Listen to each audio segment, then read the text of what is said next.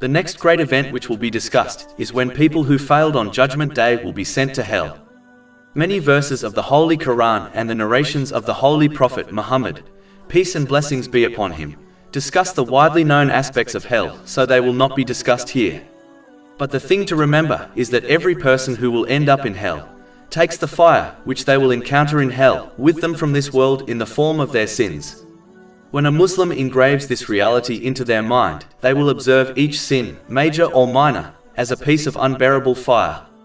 The same way a person avoids fire in this world, they should avoid sins, as it is hidden fire which will be shown to them in the hereafter.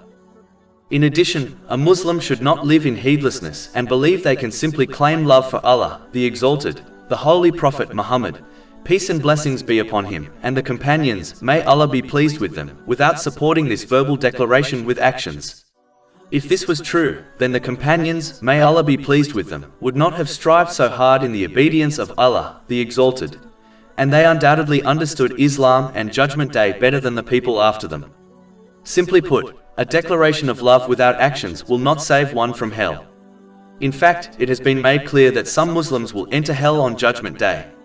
The Muslim who abandons sincerely obeying Allah, the Exalted, by using the blessings they have been granted in ways pleasing to him, as outlined in the Holy Quran and the traditions of the Holy Prophet Muhammad, peace and blessings be upon him, should understand that their attitude may cause them to lose their faith before their death, so that they enter Judgment Day as a non-Muslim, which is the greatest loss.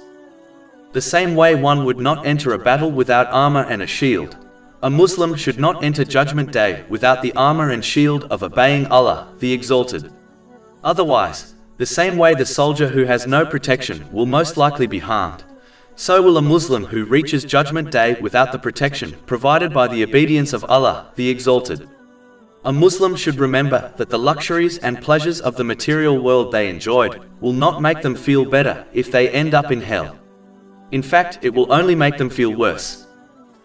Over 400 free ebooks, audiobooks, infographics, podcasts and blogs available on our website, www.shakepod.com.